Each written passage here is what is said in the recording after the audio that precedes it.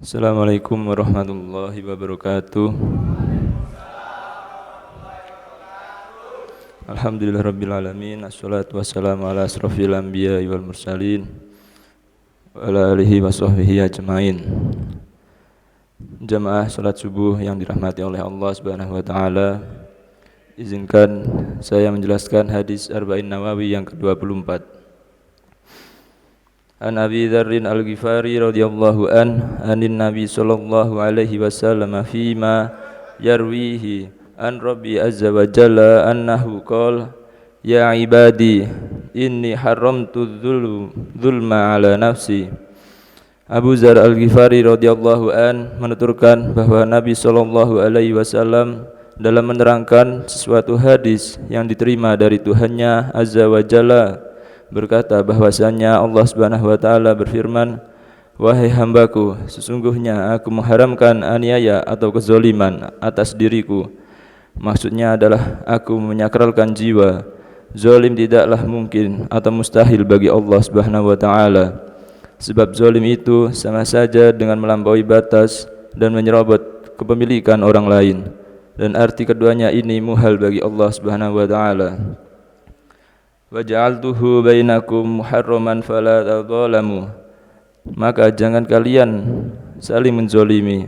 Maksudnya adalah janganlah kalian menzalimi diri kalian, apalagi menzalimi satu sama lain di antara kalian. Ya ibadi kullukum dhallun illa man hadaituhu fastahduni ahdikum. Wahai hamba-hambaku, kalian ialah sesat kecuali orang yang aku beri petunjuk. Maka mintalah petunjuk kepadaku, aku akan memberi petunjuk kepada kalian. Ya ibadi kullukum ja'iun ila man at'amtuhu fasta'imuni ut'imkum. Wahai hamba-hambaku, kalian adalah orang-orang yang lapar kecuali orang yang aku beri makan. Maka mintalah makan kepadaku, aku akan memberi makan kepada kalian. Ya ibadi kullukum arin illa man kasautuhu fastaksuni aksukum. Wahai hamba-hambaku, kalian asalnya ialah telanjang kecuali yang telah aku beri pakaian. Maka mintalah pakaian kepadaku, aku akan memberi pakaian kepada kalian. Ya ibadi innakum tuhti'uni bil-laili wan-nahar wa ana aghfir dzunuba jami'an fastaghfiruni aghfir lakum. Wahai hamba-hambaku, sesungguhnya kalian berbuat salah siang dan malam, sedangkan aku adalah zat yang mengampuni segala dosa. Maka mintalah ampun kepadaku, aku akan memberi ampun kepada kalian.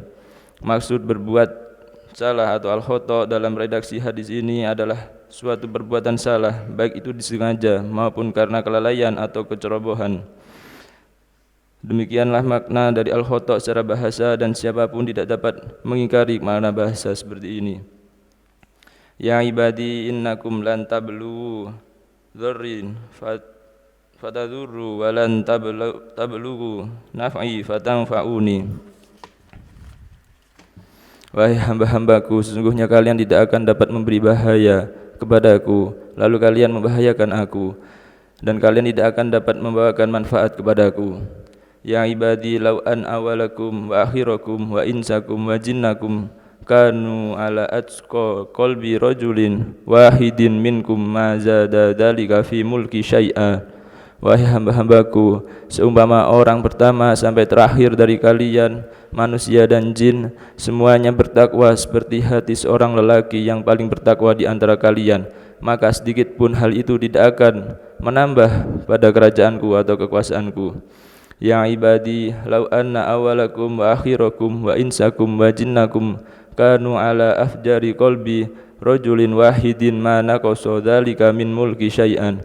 Wahai hamba-hambaku, seumpama orang pertama sampai terakhir dari kalian, manusia dan jin, semuanya berhati jahat seperti hati seorang lelaki paling jahat di antara kalian, maka sedikit pun hal itu tidak akan mengurangi pada kerajaanku. Redaksi hadis ini sebagai bukti tentang dalil-dalil sam'iyat dan akliyat bahwa Allah Subhanahu wa taala cukup dengan dirinya sendiri, tidak membutuhkan segala sesuatu pun dari makhluknya.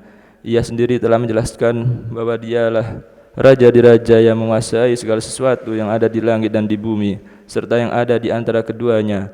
dan pada hakikatnya dia tidaklah membutuhkan semua itu. Dalam Al-Qur'an Allah Subhanahu wa taala berfirman, A'udzubillahi minasyaitonirrajim. Lillahi mulkus samawati wal ard yakhluqu ma yasha. Yang artinya kepunyaan Allah lah kerajaan langit dan bumi. Dia menciptakan apa yang Dia kehendaki. Surat Asy-Syura ayat ke-49. Barang siapa mampu menciptakan segala sesuatu, maka ia tidak membutuhkan wujud ciptaannya itu. Kemudian Allah Subhanahu wa taala menjelaskan bahwa dirinya juga tidak membutuhkan sekutu dengan firman, wa qulil hamdulillahilladzi lam yattakhidhu waladan wa lam yakul lahu syarikun fil mulki wa lam yakul lahu waliyyun minadz dzulli wa kabbir takbira.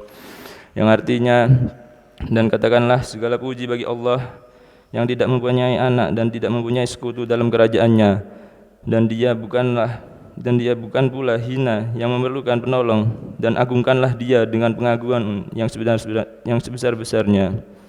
Jadi amat jelas bahwa selamanya Allah Subhanahu wa taala itu memiliki sifat mulia atau al-iz, sementara sifat hina azul bukanlah sifatnya, dan memang dia terbebas darinya. Apabila zatnya memang demikian, tentunya dia tidaklah membutuhkan ketaatan orang yang taat. Seumpama seluruh makhluknya itu taat kepadanya, sebagaimana taatnya seorang lelaki yang paling taat di antara kalian, dan segera melaksanakan segala perintah dan larangannya, sekalipun juga tidak pernah melanggar ketentuannya serta tidak memuji padanya, maka semua itu sama sekali tidak akan menambah kerajaan atau kekuasaannya. Ya ibadi law anna awwalakum wa akhirakum wa insakum wa jinnakum qamu fi su'idin wahidin fas'aluni fa'ataitu kulli insani mas'alatahu wa naqasu dzalika mimma indi illa kama yanqusu mihyatu idza udkhilal bahr. Wahai hamba-hambaku, seumpama orang pertama sampai terakhir dari kalian, manusia dan jin, semuanya berdiri di sebidang tanah lapang, lalu mereka meminta kepadaku, lalu masing-masing permintaan mereka aku kabulkan, maka hal itu tidak akan mengurangi sesuatu yang ada di sisiku, hanya laksana berkurangnya air yang melekat pada jarum apabila dimasukkan ke laut. Maksudnya sebagaimana diketahui bentuk jarum itu amatlah kecil. Apabila secara nyata ia dicelupkan ke air laut, maka air yang di laut itu sama sekali tak berkurang karenanya.